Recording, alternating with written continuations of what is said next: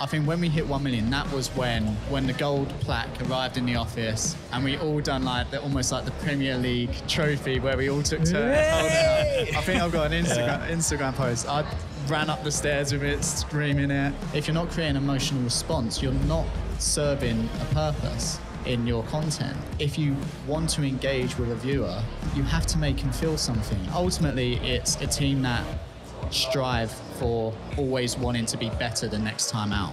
And I think ultimately that's where we've got to where we are. And we still never put out a trailer that we're not proud of, which is the thing that I love the most. And it's quite rare to have those opportunities in life. And I'm very, very lucky that not only have I managed to find it, but I've got one of the best teams in the world to do it with. And what makes you leave that kind of a background then, working on James Bond's, to go and work for the Diary of a CEO? The honest answer was...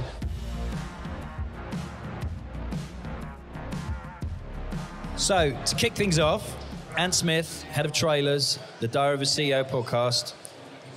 What do you think makes the Diary of a CEO so successful? It's been there a while now.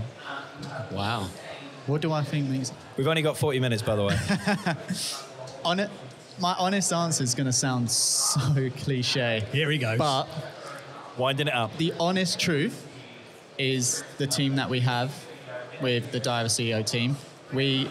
When I came in, I was in awe of who was already on there, and considering when it all started, it was only a team of like 2 or 3 people, and you had Jack, Sophie, Dom, and Grace, and obviously Steve. And by the time I joined, there was a few others joining, and more, and the work ethic of that team was incredible. And I think ultimately the biggest lesson I took from it was this need to be 1% better every day, and to just strive to just keep improving and to just keep learning and keep failing. And I think that sort of methodology that we have has really propelled us, because it's from that we've figured out certain experiments that might work, or it might be from that where we try certain different things. Something sticks, something don't work, we quickly move on and we fail fast. Everything we succeed on, we then enhance it so we don't stay stagnant. So really the way we sort of seen it is, one, it's treated like a business at the end of the day, and 2 is we've worked really hard to build a community of people who want to come and see and listen to Diary of a CEO twice a week, which is a big ask for a lot of people. Not many people have 4 to 5 hours every week to listen to podcasts. So it's we're very honoured that we have that community who have stuck with us and keep growing with us. But yeah, ultimately it's a team that strive for always wanting to be better the next time out. And I think ultimately that's where we've got to where we are. If you're enjoying this podcast, can I ask you to do one thing for me? That is to hit the subscribe button. On average, we have just 10% of people who listen to this podcast actually subscribe to it. If you subscribe to it, not only will you be the first person to be notified as soon as any brand new content goes live, it also means that we can go out and get even better guests for the show for you to enjoy. So just take 15 seconds of your time just to hit that subscribe button, and I'll be eternally grateful. Thank you very much. Was there a moment, or was there a show where you were like, oh, we've got something here? Because was there like an inflection point where you were like, okay, there's 4, 5, 6 of us, we're putting it out there, we're getting some good numbers, but then was there like a hockey stick moment, or one show where everyone's like, oh my God, what has happened here? The game just got changed. I think there's sort of two examples for that. One from a trailer perspective and one from a show perspective. I think from the show perspective, this is going to sound really weird, but for me, when it really hit was when we hit the 1 million subscribers. Yeah. And that goal just always seemed doable, but it seemed like such a mountain. It's so big. Yeah. And now when we look back at it now, and we're at, I think, 6.5 million in half the amount of time or whatever, I think when we hit 1 million, that was when the gold plaque arrived in the office, and we all done like almost like the Premier League trophy where we all took turns holding up. I think I've got an Instagram post. I ran up the stairs with it, screaming it. I think that moment, and then we threw a huge party, which was the DOAC rave, which was incredible. I think that's when it suddenly went, oh, okay. So there's that. And then I think for me, from a trailer perspective, I think it was when the team first went to LA and they got a guest on, Tim Grover, I believe it was, who was the coach with Kobe and Michael. And that was sort of the first time where I saw an opportunity to sort of do something a bit with the hook and make it with the B-roll and like bringing this black and white elements to it and this text. And then we released it, and then we started getting all these comments saying, oh my God, this is like a Netflix trailer. This is like a film trailer. I message you this every Monday and Thursday. I'm like, how do you keep doing this? It's unbelievable. I mean, it takes a lot of energy and brain power, but somehow we still get there. And we still never put out a trailer that we're not proud of, which is the thing that I love the most. And I mean, it's on me. I never really take the time that I should to reflect and be like, okay, I've probably made about 230 odd trailers now. I've never actually taken a step back and gone, wow. And taking all the moments of like all the little things that I'm proud of. And I've done it recently with the Annie Jacobson trailer where she's talking about nuclear war and what would happen in the event of nuclear war. And I've just done a transition where we crash zoomed into Steve's eye, and then I turned the pupil into the globe of the Earth as a nuclear bomb hit, and you sort of see this flashing light. I saw that, yeah. Then I put some overlays in. That was one of the first times when I actually took a step back and said, wow, I'm actually really proud of my work here. And it's such a morbid situation to find it in, and I've just spent about 2 days previous just watching videos and documentaries about nuclear war and focusing on sound design. Cheerful couple of days. Exactly. Yeah. So that was a weird moment. But so for me, yeah, when we had Tim Grover on and we was receiving those comments, that was when I sort of was like, okay, I think we're on something here, and I'm really starting to bring my background of what I've done before into this podcast. What is your background, just to give people some context? Because obviously I think, again, a lot of the DOAC CEO team, and I know Grace quite well, you know, people have done other cool stuff before, and very, like you say, they're a top level team on every level. What did you do before making 90-second Netflix? So I first started off by creating a video production company with my then co-founder Joe, and that was up north in Manchester. Grew that for about 4 to 5 years, and then a few things happened in my personal life and with my family and mental health wise. So within 24 hours, everything just changed, and I left the company and I left the north and I came back home to London. And then I got a job with a social media agency who manages the accounts for some of the biggest film and TV studios in the world. So you have people like Disney and Star Wars and 007 and things like that, and we'd work on the campaigns. And I sort of sensed like there was an opportunity here to really create almost like these little filmic trailers within the social posts. And eventually, because there's always a little bit of hesitation at the start when you want to try something new, on the regular post, they gave me the opportunity to do it. I think it was for James Bond. And Which movie? Oh, so this was on his normal regular page, on his normal social page. Yeah. And I wanted to try something different to what they usually had done. And so after much pleading, they gave me the Daniel Craig Blu-ray collection DVD box set that was coming out. And they said, fine, just do what you need to do. And I sort of created this trailer, and it was full of action and energy, and it sort of still had this narrative arc through it to show Bond's journey. They loved it, and then suddenly the social post became more and more like that, and then that really helped us when we then went into like campaigns for No Time to Die, etc., etc. So from there, I really got a strong understanding of being on film sets, working with Hollywood directors, working with Hollywood actors, finding out what makes them tick, and being on set, and then watching the end products from shooting to like release date. And so that's where I sort of honed in this filmic style. And before with Repins Productions, which was the company I created, was that narrative style for TV commercials. And then that's when I sort of wanted to morph it together, because when I joined Die of a CEO, there wasn't really anything trailer-wise. Was it just clips of podcast moments? That originally, a couple of years back, that was kind of the thing, wasn't it? Yeah, usually it was, people would put some music in and they would choose maybe 3 or 4 clips, play them out. And when I joined, Steve said, look, I don't want you to watch anyone else's podcast. I don't want you to do anything. I don't even want you to talk to me about it. I just want you to make something. And I made it. When I look back on it now, it's fucking awful. Everyone does that. Yeah. I learned so many lessons just in that first trip. It was Israel Adesanya. I started it off with the announcer saying, presenting Israel Adesanya, and then I had next on, it was just text next on Die of a CEO, and there was just hardly any engagement in it. And then it was like, okay, so maybe we need to start on the guest in the chair, and then that's create a sort of hook to buzz that in, and that started working. Then we worked into the intro card, and then we done everything else.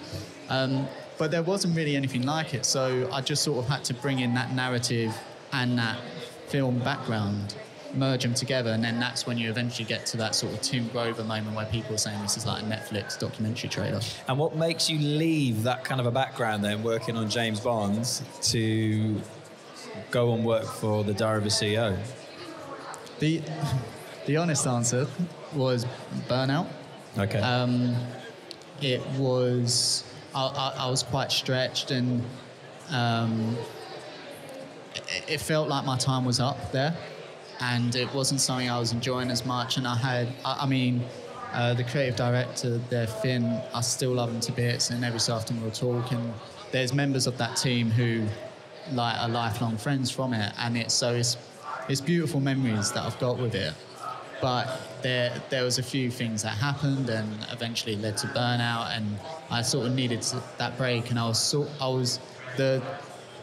the dilemma I was in was I was this close to applying to become like an underground train driver, or really working. No way. Just working a 9 to 5. I just wanted a job where I felt like I could just take a deep breath, relax a little bit, not feel overworked. Well done, you made a great choice. For context, he was editing a trailer about 5 minutes before he came on here.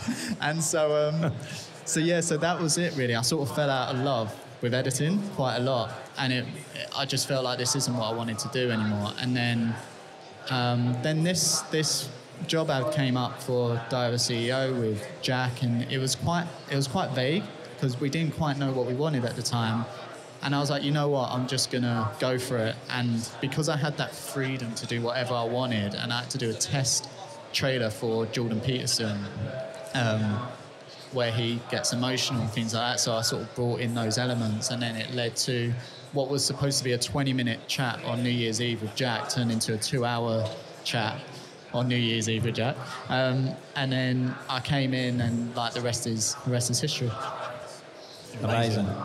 What's the ultimate goal that you're looking to achieve as a team with Diary of a CEO? Where do you think you can take it? I honestly think there's no limit to where we can go. When we actually look at the trajectory of how far we've gone, it is insane. I think we might be one of the fastest growing podcast shows in the world. On YouTube, we just keep getting bigger and bigger and bigger. I think we're only really behind Joe Rogan in terms of a podcast focused channel, and there's no limit to where we can go, because when you've got a leader in Steve who just he doesn't understand what the roof is. So because of that, he will keep pushing you to keep getting better and better and growing and growing and growing and growing. And then when you put that in with the team who have come on board and sort of see this mission and see how big we can actually get it, that's when you sort of realize that there is no limit here. And I still feel podcasting is still new. as an industry, it's still like this sleeping giant that's ready to explode. And I honestly think the way we receive news will come from podcasts. The way we'll see entertainment will come from podcasts. The way we'll watch narratives and hear stories will come from podcasts. I genuinely think the podcast industry will only get bigger. And we just really want to ride that wave, and we want to help create more waves and bigger waves and almost show what is capable from a team. So someone said to me that they were comparing the kind of trajectory of where podcasts are, and they're comparing it to back in the early noughties when people started writing blogs. They were like, in a 10-year cycle, I feel we're literally around year 3 with podcasts.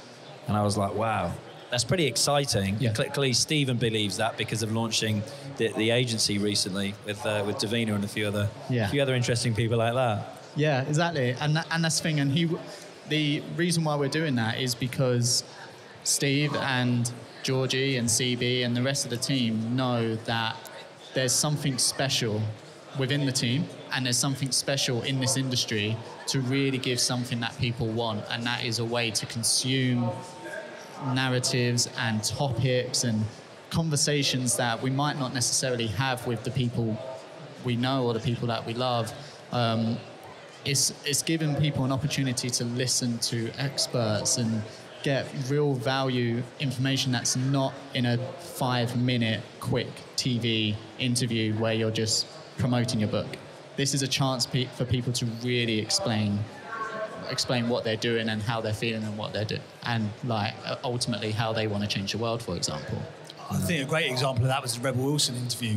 Yeah. That went out recently. I remember I was sitting I was doing the gardening, glamorous life I have. I was doing the gardening on a Saturday, and I was listening to it. I was like, you just would never imagine that this girl who's always been funny, always played like the funny person in these films, that she's gone through the stuff that she's gone through.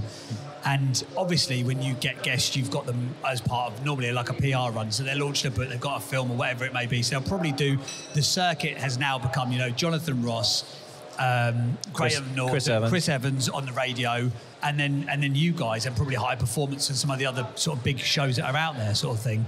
But you still, in a 7-minute segment with Chris Evans, from a radio perspective, does a great job of getting their story out, because he just doesn't care about ad breaks. He kind of runs the station like, I'm just going to steamroll through for 45 minutes. But Graham Norton's only going to get a certain level of depth in 10 minutes, as opposed to a podcast where you've given her 90 minutes to really pour her heart into it. Do you think it's the long form thing that is one of the secrets of podcasting, do you think? Yeah, no doubt. It's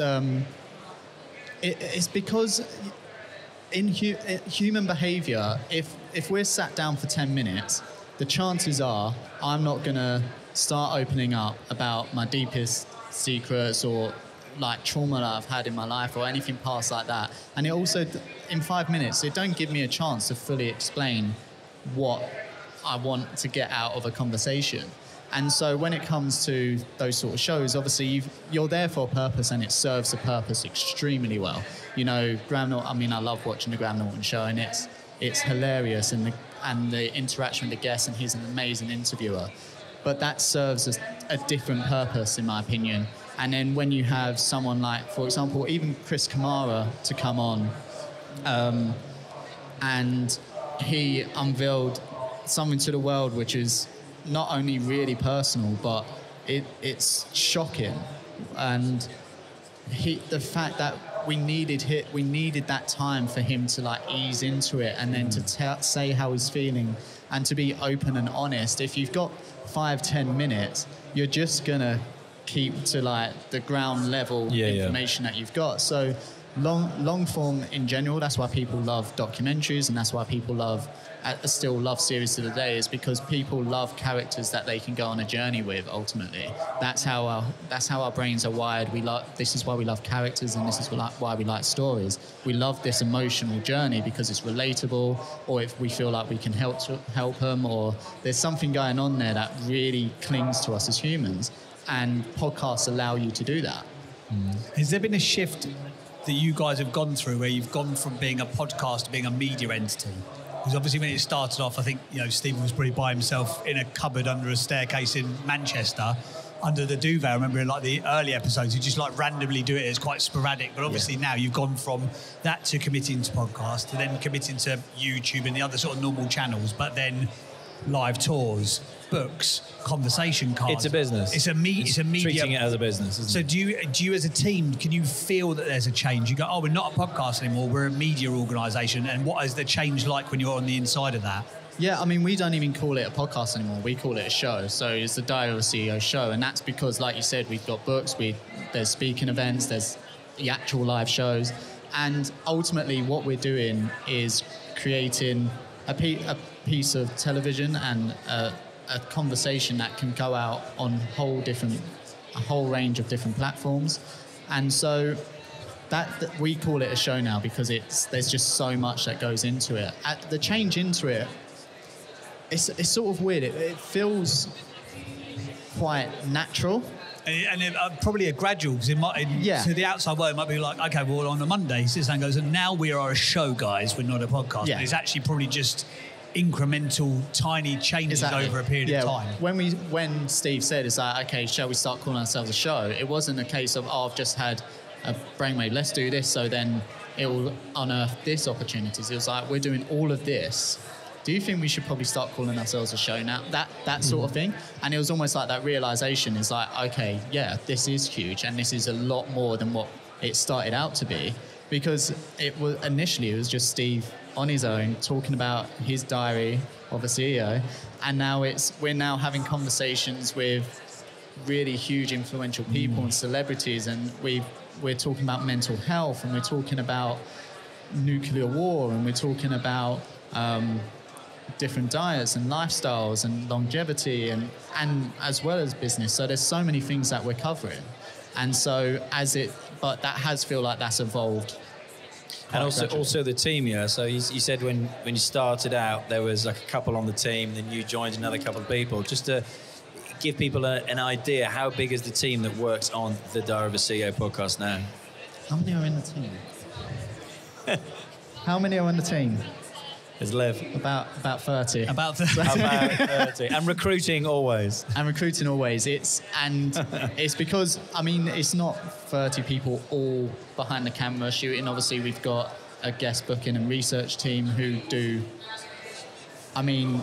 How many emails does that team get a day? That's a tough job there. The work they do it's incredible to this, and the reason why I know it now is because Ross, who's part of the research team, he sits on our table, and you just watch him come up with the ideas on how different research is played out and how it's written and how we can sort of present it to Steve and things like that. And it's unbelievable what that team does, and for Jem and her team, the guests that they bring in and how they manage the inquiries and reach out, and then the logistics of sorting it all out it's insane.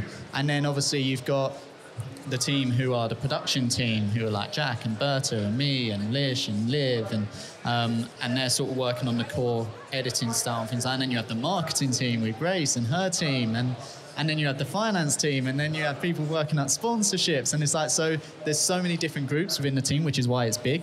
So it's never 30 people sat behind the camera all taking like 10-minute edit segments each. It's like all these little tiny hubs making like this sort of huge beast of work. And how do you, in terms of the workflow, and really I think a lot of people get a lot of value from this, the workflow, because we don't see, to coin a weird phrase, we don't see how the sausage gets made. We just see a great bit of audio. That is a weird phrase. That is weird. I would never say that again. What's that all about? But we see a brilliant trailer, some great clips. We see a great YouTube video. We hear great audio. That's what we see. But what's from sort of someone coming in? So Gemma and her team have landed the person there. They've picked them up in the car. They've done all the clever bit to get the person in the right frame of mind in the chair. The conversation finishes. What's the workflow process as a squad that you guys go through? Good question, like that. Yeah, so it's like that iceberg analogy, isn't it? Like you only see the tip, and then you've got this whole thing underneath, and it is almost like this relay race. So you'll have Jem who will pitch the guests, and then the guests that's selected, and then like you said, we bring them into the studio, and then they do an amazing job setting the scene for the guest, and that comes from like the smells are used, the music used, etc., etc. gets recorded, and then you get all like the sort of boring admin-y bit of like putting it into color grading, uploading onto the software, and then that will then go to me as head of trailers or my team, and we'll work out the trailer whilst they're making the episode. And then in the background, you'll have the marketing team working on the copy, like the copywriting, that sort of thing, and how we can, what ways can we push out, because obviously it will vary depending on the platform, so they do an amazing job doing that. And then you've got the research team who will then help us in the editing stage to just sort of make sure everything's going well. So it is almost like we're sort of passing this baton each and every way, and then we finish, and then it's straight back to the next one. To the beginning. But ultimately, because it is a non-stop production, it changes in a little bit. So we'll go to LA or New York, for example, and we'll record maybe like 12 guests within a really short stint. So we'll almost go like guest after guest after guest after guest. And then obviously that process is sort of leading the way there, whilst we're then sort of working the chains from the back end. And how many guests in one like sitting would Stephen do then? So I think when we went New York or LA that time, I think we went for about 2 weeks, and I think he might have done about like 18 or something like that. Wow, there was a lot of pods, isn't it? There was That's a lot of times when he podcasts, was man. doing maybe 2 and sometimes 3 a day. But that's part of what we've sort of agreed to by going out to the States to bring in those guests and to help grow the podcast, because America's like this, like a huge place to really like put your name down. And are you sat behind in real time? Are you sitting there with a notepad and going, "That was an amazing moment. That's an amazing moment," or are you watching it retrospectively? And if you do watch it after the fact, is it a different feel than when you're in the room and you can actually feel the mood change or the mood drop or the elation of it? So this is where that sort of workflow changes. So depending on when the episode might go out, for example, I might sit in on, or depending on my time, I might sit in and literally do live notes there and then, and literally I've got the story going on in my head of how I want to present it. The other option is when I first started, I would watch the entire episode, make cuts, then watch the entire cuts, and then I would then start creating a narrative there. Now that the team's expanded, Liv, who's over there, who does it, literally saves my life on a daily basis. She'll now watch the entire episode, cut that down to maybe like an hour, so she gets rid of almost like 50 to 75% of the episode to really like the core bits of what she thinks will work really well in the trailer. I'll then read it, which is usually between like 50 to 80 pages. I'll then do my highlights, and then I'll literally be taking notes on my iPad, crafting a narrative there, move it into script format, pull it back into the edit, move back into script format, because the script format usually then makes like a 7-minute trailer and it can only be 90 seconds. So that's where the hard work really starts.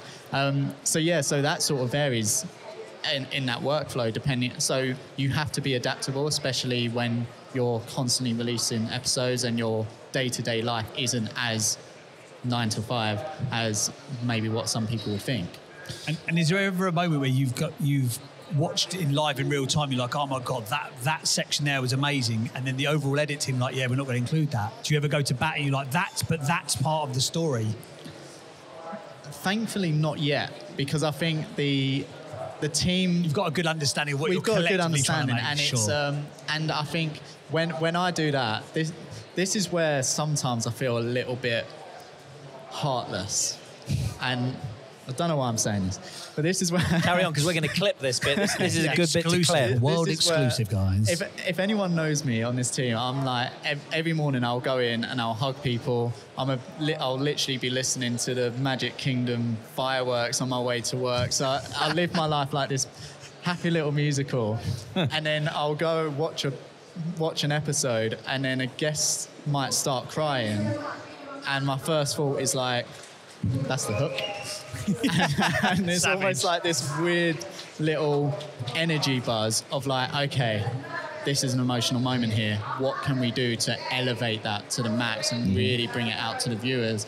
And I feel like part of me and it's because of who I am as a person. Usually if I see someone crying, the first thing I want to do is go and hug them and say, you okay? And like talk to them.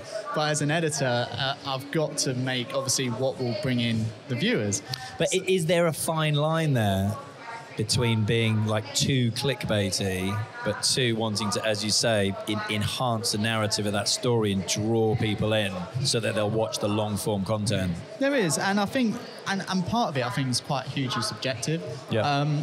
I mean, there'll be no doubt people who think that the trailers are very clickbaity.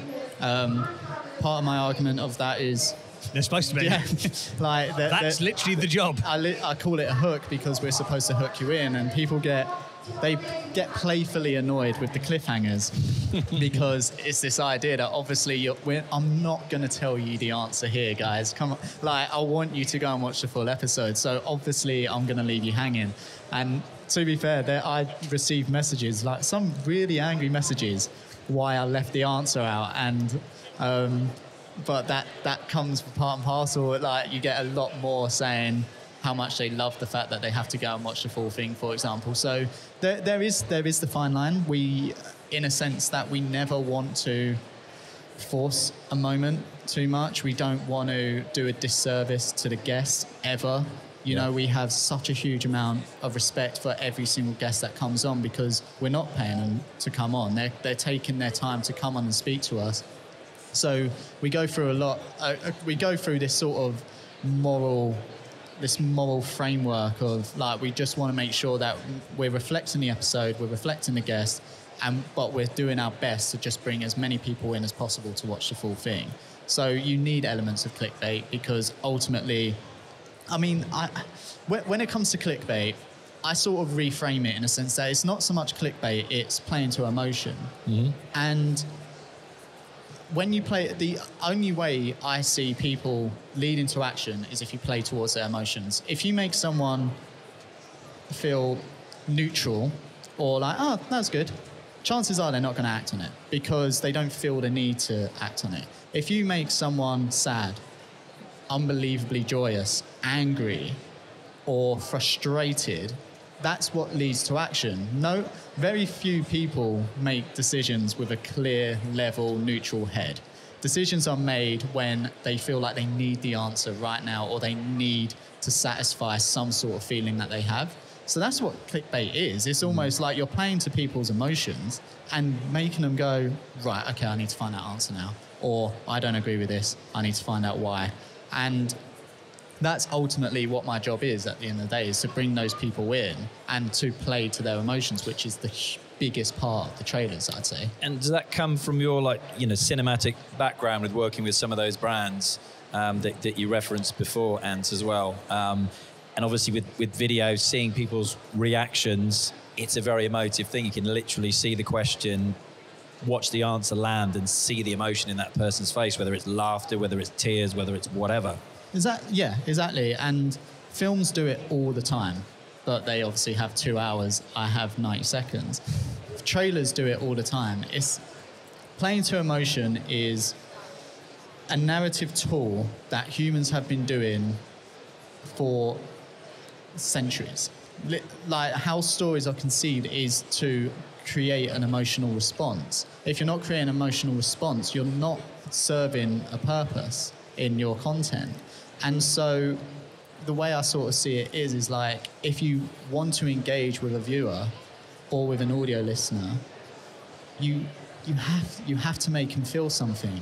And as humans, we want to feel something. Like when I was saying before about listening to a 20-minute Disney fireworks soundtrack, the reason why I listen to it is A, because I'm quite weird, but B, it's because Disney know better than anyone how important it is to drive emotion through a narrative arc, even to the extent where the fireworks show will go through a narrative journey. It's amazing. I've seen it. It's amazing. Exactly. I'm with you. I don't listen to the soundtrack on the daily like you do. But once a week. I shared it with you. So that's what I mean. Like even just that, a 20-minute fireworks show that people have already paid to go and see, they can just throw up fireworks. They throw up some fireworks, play the Disney songs, people love it. They don't do that. They literally take you on this emotional journey through bravery, through struggle, through hitting rock bottom to then coming back up and playing like that hero. And then you have this happy ending at the end. And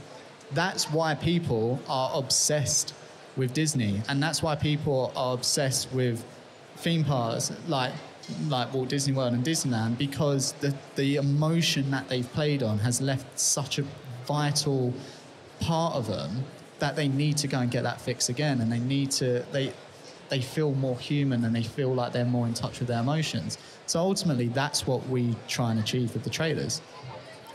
Challenging one of our last questions then. So you obviously love what you do. Mm-hmm. Let's say that Disney come to you and they say, Ant, we need a Disney podcast and we need a head of trailers. You and Mickey Mouse, Daffy Duck, Goofy are going to work together. You, the three of you, startup style. Do you leave DOAC for Disney? I mean, I can literally feel Grace Andrews. She's furious. Burning into my head. She's so right angry, now. Isn't she? Just say no. Even if it's a lie, just say no. The honest answer is no, for a couple of reasons. One, because I don't want to get fired. Yeah. No, I'm joking. Strong first one. One, because there's a part of me where it's like, I love Disney in terms of how it makes me feel. And I've heard when people go and work for their favourite football team, for example, in content, they end up not supporting the team. So there's that part of me. There's a reason why I love Tom Hanks. Never want to meet the guy because I'm terrified he's going to break my heart. He's going to break my heart, and he's going to be horrific and horrible. So there's a reason why I don't want to meet Tom Hanks. But no. So for that reason, I wouldn't do that. And also because when I look at it logically, I've had an opportunity to build something here, and we've set a new style of how podcast trailers have made, and that's come from a lot of hard work and a lot of blood, sweat and tears, not literally, metaphorically speaking, of course. And it's sort of given me this like innate purpose within me that I want to just keep making and playing a role to make this show bigger and better and serve the community better. And I feel like it's quite rare to have those opportunities in life, and I'm very, very lucky that not only have I managed to find it, but I've got one of the best teams in the world to do it with. Love it. And what about for those people who are going to watch and listen to this, what could you share if somebody else who has their own podcast, thinking of starting their own podcast, would love to get a kick-ass trailer like yours? What kind of 3 tips maybe you could share that people could start off with? Tip 1, read as many psychology books as you can about the human. Because it's when you understand psychology of human beings, you understand how you can attract those human beings. So if you understand what makes people angry, what makes people sad, then you're in a much better position to target and craft a piece that leads to them. So that's tip 1. Tip 2, watch as many commercials, trailers, social posts as you can, and almost dissect everything that you think works and doesn't work. I didn't realize I'd been doing this my entire life. I just always thought I was that weird kid who would go to the cinema and would love watching the trailers. When we would put in the VHS, and I would never fast forward through the commercials or anything like that. I would watch them. And I only realized that the other day. I was like, okay, it's because that's what I found passionate about. And the reason why I'm doing what I'm doing now is because it's just years of just watching TV commercials and watching film campaigns, and then obviously engrossing on things like social media. And then that led to, obviously, when I started the video production company, we needed to know how to market a business. So watch as many of those things as you can. And then the third one is start editing. Don't hold it off. If you feel like you really can't do it, try and find someone who can. Come up with a creative way that you can entice them in. For example, if you can't afford to pay someone a full-time salary, you might be able to find an editor that you can sort of work a deal with in terms of they can get X amount from sponsorships, et cetera, et cetera, et cetera. If you feel like you can't do it, bring someone in who knows how to do it. But as someone who's completely self-taught, the only reason why I'm here is because I loved film and storytelling. That's what I wanted to become, like an actor and a dancer and things like that. I never in my wildest dreams knew I was going to become an editor, because I didn't know how to edit until like 8 years ago. And before that, I had no idea I'd work in film, because where I'm from and with my upbringing, that feels like a million miles away. That's either in America or in, like, you have to have a lot of money, for example, to make it into this industry. So I never really thought about it that much. But it was only by me editing all the time, even spec work. I'd done a lot of spec work, and I would just test different things out, and I would see how it made me react, and then I would play it to my family, I would play it to my friends, see how they react, keep trying. Like I said, the first trailer I'd done for Diary CEO was rubbish compared to the one that's going out tomorrow. And that the only reason why we got to that place is literally just trying something new every day, a little bit of a 1%. How can I make this project better? And that's ultimately going to compound your skill set. Reference the cap. I know, he got the cap in again. Final question then. So what's coming up next? Obviously, you guys have launched Flight Studio, and you've brought in a suite of really interesting looking shows. I guess that's now going to mean that there's going to be a shift from you potentially only working on Diary CEO to overseeing other stuff. Do you get excited by that? What challenges can you foresee for it? And what do you think people in the industry should be looking at in terms of Flight Studio, and why you guys are excited to launch it? So what I'm most excited about Flight Studio is the fact that we can replicate the success of Diary CEO with that team but do it in a way that reflects the host. So this is something that when we've had creative sessions before, I don't want to make a Diver CEO trailer for anyone else other than Diver CEO, because it's, for me, the perfect representation of Diver CEO, and it might not work for other guests. And so what I'm most excited about is we've got some unbelievable talent joining us, like Paul Brunson, who's probably one of the nicest guys on the planet, and he's so excited and he's so eager to learn, and he's really, like, you can get this energy buzz from him, and it's incredible. So I think I'm most excited about the opportunity that lays ahead for the whole team, and I'm also really excited about that obviously we're going to have to bring in more people. Mm-hmm. And so by doing that, it just means meeting more creatives, more people who we want to almost create this, like, we don't want to change the culture that we've built at Team DOAC. And how can we do that on a larger scale, but how do we make sure that everything stays in and that we all love each other and we still hug it? I mean, I hug everyone, and already at 30, it probably takes about 3 minutes of my day. So when there's about 100 odd people there, I might have to book a half-hour time slot. But yeah, I think that's what I'm most excited about, is the culture that it's going to build. And who else have you got? Again, I know Davina McCall, I think, was the first one unveiled, maybe, but who else? So we got Paul, Davina, Africa Brooke, who's sensational, Tara Swart, who is like this absolute rocket. I think she's our most viewed YouTube episode. Right, yeah. And what her knowledge is incredible. So how many lives she's going to change. And then the final one. He's looking at Kristen. I'm looking just in case. I want to make sure we've announced it. Is it world exclusive? And then Kristen, who we also had on the podcast, and her episode done amazing as well. So it's a real range of people, and I'm just really excited to see what their expertise bring to the table. The question I was going to ask, actually, and I completely forgot to ask it, but it was around the methodology of the guests. And the question was, how do you pick your guests? Or do these days, is it the opposite of that, and the guests actually pick you when you're going bigger, bigger, bigger, bigger? Ultimately, the way the guests are selected is if Steve wants to have a chat with them. And that's the one thing.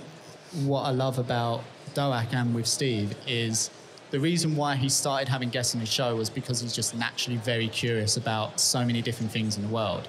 And ultimately, to this day, if there's a guest that he doesn't feel like he wants to have this conversation with, then we won't have that conversation. It all goes to whether he feels like there's something that they can offer and like into his life as well. And that's why we sort of have this conversation, because Steve doesn't have questions. He doesn't have questions when he speaks to the guests. He literally just have notes, and he just lets the guests talk. And then when they'll say something will then peak in his brain, and he'll then bring that topic up, for example. Yeah. So that's how the guests are chosen. That's how I see they'll be chosen forever. And is there a Dream 100 and there's a number one slot that has still yet to be brought onto the show? For you personally? For me personally. Yeah. Mickey Mouse! Terrible Mickey Mouse impression. Donald Duck. I hadn't done it. Donald Duck would be awful for audio. Such an editor thing to say. My dream guest. I would probably say, I feel like as much as I wouldn't be allowed to meet him, Tom Hanks, I think I think the lessons he would teach everyone in just to keep working, to keep going hard will be so relevant to every single person. But he's also someone who I've got a huge amount of respect for and feel like his story would be perfect. Very tactical question here. What do you think is the ideal length of a podcast and why? For me, I think I've always had this thought, which is any conversation, any podcast, any story should be as short as it needs to be relevant. So when you find yourself, for example, if a podcast is 2 hours long, but the conversation only feels like it's like an hour, I would say make it an hour, because you just want the valuable stuff in there. You want the stuff that people are going to relate to and listen to and learn from. In terms of the optimal length, maybe like 2 hours, 3 hours. Keep people That's pushing. Quite wide ranging. 2 or 3? 2, 3. It depends on the guest, but there's American shows that have like 4.5 hour long episodes, and they do well. And there's also episodes that are like 45 minutes to an hour. They also do well. And I guess it depends on how you want to decide what makes it successful, whether it's retention, whether it's the value, that sort of thing. The purpose of the podcasts. Yeah, exactly. Agree. So I think that, again, and the beauty of this is that I don't think there are the set rules yet. And I think that's what's beautiful about it is, well, over time we might find that it's better to have dead on 2 hours. But we might find over time, it's like, actually, no, 4 hours is what people want because they feel like even more, which, okay. But until then, it's sort of like, from a subjective opinion, I think it just needs to be as long as the conversation's interesting. Nice. There's a question James and I probably get asked a lot as podcasters and podcast agency owners, like what is the ideal length? And there isn't one. Think?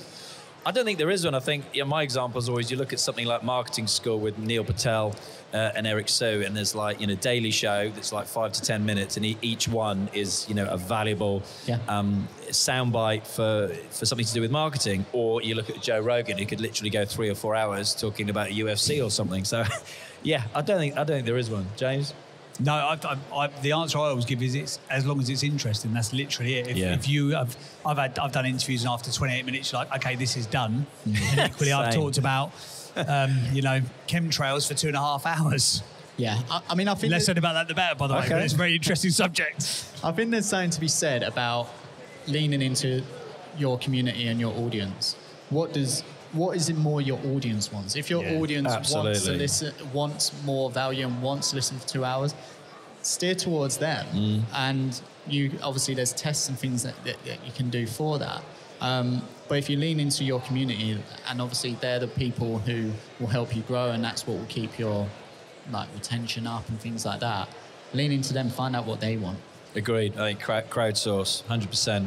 Advice for when you're in a career rut or a creative rut. So if you're working on an edit, you just can't get it, it's not clicking together. Do you go and have a walk for half an hour, change of scenery, come back to it the next day? What do you do if you get stuck in the edit? I actually had this the other day, and the way you solve it is ultimately you just need to get yourself away from the project. Now, the way you do that can vary. You can go for a walk. Walking doesn't work as well for me because with my head, all I do is just think about it again and again and again, and then all I'm just thinking about the entire time of the walk is I need to get back because time's of the essence here. Luckily for me, the last time I got it, Steve actually treated the team to go and watch the MJ, the musical in London. And we watched that, and I was really frustrated with myself because I'd spent probably about 4 hours trying to find a music track and nothing was working. I then go watch this show, cleared my mind, got home, and instantly the next morning I knew exactly what music I wanted to use, and everything just flowed.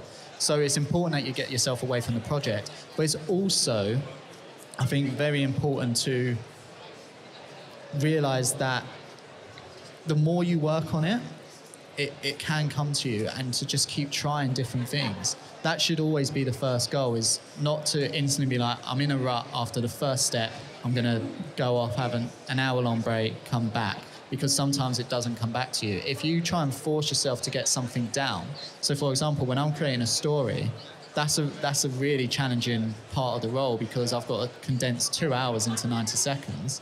That's really challenging, but I know in my head sometimes it's not working, but I go, you know what, I'm going to persevere with this idea, just write it down. And then once it's written down and I read it through, it's either, oh, it's not actually that bad, or it's like, actually, I know what I can do here. This little sentence that I've written down changes the entire energy and changes the entire tone of this trailer, and then it snaps back into it. So when you're first starting a rap, just try and persevere, set yourself a deadline of a certain goal, of a certain time, and go, I'm just going to work on this, and I'm going to force myself to do it. I'm going to get it down on paper. It might not necessarily have to be editing, but you can write it down, write down your notes. Sometimes I've done that when I've been really frustrated on how I want the trailer to go. On my way home, I'll just write in my notes, I imagine what the guests would say, and I would be like, oh, this stat, blah, blah, blah, blah, blah. And it's awful because it's causing this, and this. And the reason why is because of this, and this. But the problem to solve this is this. And then once I've got that framework in, I'll then go back into it and realize he said something very similar in the episode. And I'll just drag that in, and these building blocks start coming in. And so ultimately, because I've just freed my mind and just written down what I want it to say, you then find those moments in the episode. So set yourself a deadline and a target, and then if it just keeps happening, just try and find a way to clear your head for like an hour or two. Quick question, probably requires a quick answer. Where do you find your assets? Where do I find? There's some things I can't reveal. Oh, top secret. Some things I can't reveal. From a whole range of subscription sites, for example, what we're doing at the moment, because as we grow and we're releasing on things like British Airways, etc., what we've really started doing is building assets from scratch ourselves. So a lot of the B-roll, for example, tomorrow's trailer, every bit of B-roll was built by us in studio. That's been an unbelievable learning. Like, I've never learned After Effects, and then coming here, I'm now teaching myself After Effects. So we do a lot of it ourselves now, but you know, there's subscriptions that you can go to. There's things like Invato and Artlist and Epidemic Sounds and Motion Array, those sort of things. So it's not so much, the subscriptions are the ones everyone knows, especially editors. Mm-hmm. The trick is what you take from them and how you pull it into your style and into your theme. So mixing those things around. The music, we'll have maybe like 3 or 4 tracks in an episode, and then we'll use sound design to make the track ourselves, to make our track our own and flow into how we want to tell the story. Thanks so much for listening to this episode. If you enjoyed this episode, please become part of the growing Scrooge's Do It community by clicking the follow or subscribe button. I've set a goal to get 50% of those who listen or watch the show to follow or subscribe. The starting point is a little over 10% of you, so we've got some work to do. As always, I hope that each episode of this podcast is helping you get from where you currently are to where you want to be.